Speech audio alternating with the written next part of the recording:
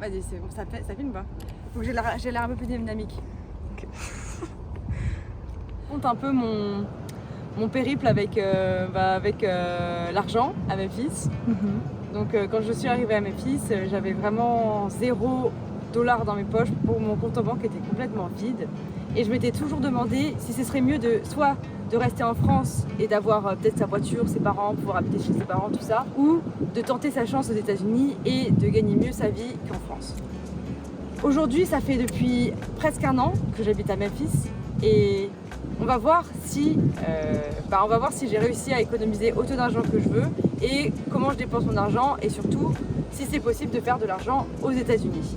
Je tiens à vous dire quand même que ça va dépendre déjà de l'état où vous vous trouvez. J'habite dans le Tennessee, qui est un état qui est quand même plus facile pour faire de l'argent parce que si vous habitez en Californie, là où j'habitais l'année dernière, il y a beaucoup plus de taxes et il faut un salaire beaucoup plus élevé pour garder un bon niveau de vie. Alors que dans le Tennessee, l'immobilier est beaucoup moins cher, les taxes sont moins chères et surtout aussi sur votre salaire, vous allez être moins taxé.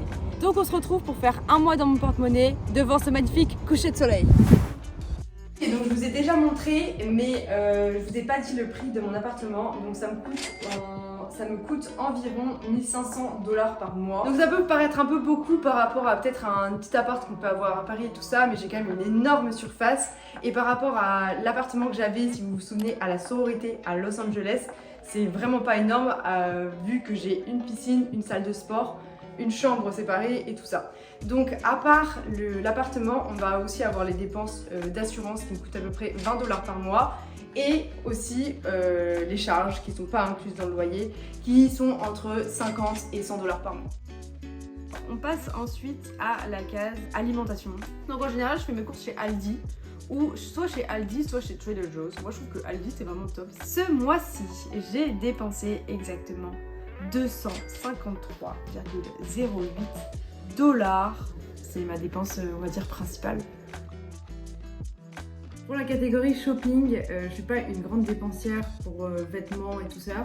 En général, je fais mes courses dans des thrift shops, dans des Goodwill, dans des thrift stores. Voilà, par exemple, le mois dernier, je me suis fait un petit plaisir avec ce petit top que j'ai acheté genre 4 $, une chemise, un abat-jour et le tout j'en ai eu pour 40 $.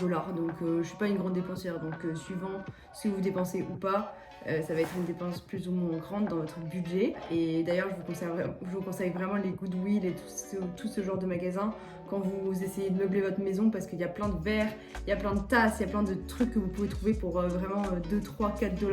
Donc c'est vraiment un bon tips à connaître. Pour la catégorie voiture, voici ce que j'ai dépensé le mois dernier. Comme je vous le disais dans une de mes anciennes vidéos, la voiture c'est un truc qui coûte cher et que tu peux pas vraiment éviter quand tu habites aux États-Unis, à part certaines grandes villes qui sont des exceptions. Moi, ma voiture elle m'a coûté 6 000 $, je suis toujours en train de la rembourser. Je fais environ 2 pleins par mois, donc ça fait à peu près 100 $ de plein, et après il y a toujours les dépenses exceptionnelles, par exemple changer les pneus. Moi, le mois dernier par exemple, j'ai dépensé 80 $ pour changer l'huile.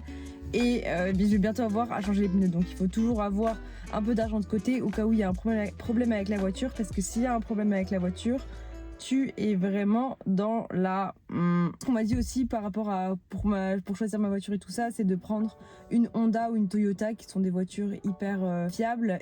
Par exemple, toutes les voitures allemandes ici ils n'ont pas trop de quoi les réparer, donc ça a toujours coûté hyper cher, enfin beaucoup plus cher qu'une Honda ou une Toyota.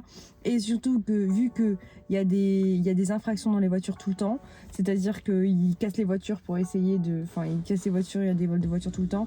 Moi, je me suis dit, je vais pas prendre une voiture que j'aime, entre guillemets. Je vais prendre vraiment le truc où je vais pas trop se faire remarquer, quoi.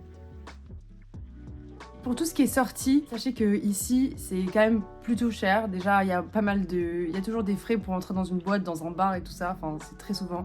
Et si je prends juste à comparatif les verres de vin, vous allez jamais trouver un verre de vin à moins de 9 $, ce qui est énorme. Si vous allez au restaurant par exemple, rajoutez au-dessus de ça les taxes et les tips du serveur, donc ça revient beaucoup plus cher que ce qui est écrit sur votre petit menu. Moi je suis pas une énorme fan de restaurant, je vais pas non plus tout le temps au restaurant et je cuisine pas mal chez moi, donc par exemple tous mes déjeuners je les fais chez moi.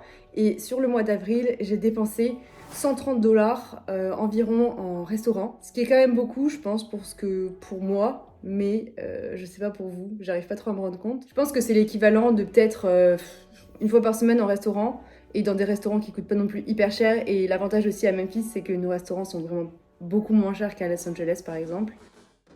Niveau santé, j'ai eu des allergies et tout ça, donc j'ai acheté des médicaments. C'est vraiment pas très intéressant, donc ça m'a coûté 10$.